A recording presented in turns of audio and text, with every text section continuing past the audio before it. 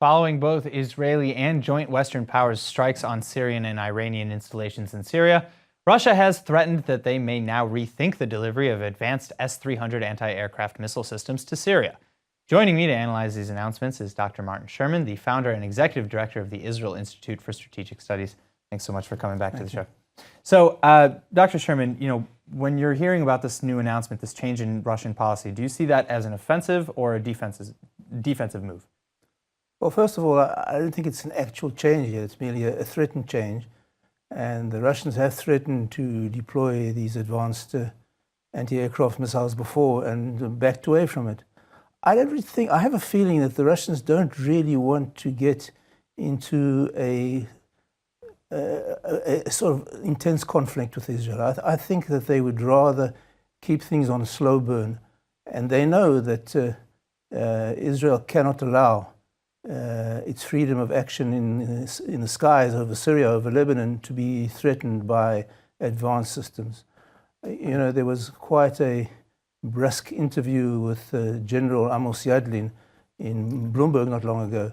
He was one of the pilots who bombed the Iraqi reactors, and he seemed to be unperturbed by the possible deployment of it, and thought that Israel could handle it quite easily. Don't you think this would, severely change how Israel really addresses doing any operational activity in Syria, especially since, just recently, today, we had a mortar fire that fell into the Golan Heights minutes ago, really, and how Israel then responded with an attack, on an installation. So, doesn't this threat diminish our ability to respond that way? Well, that's the question. First of all, if the threat materializes, it may.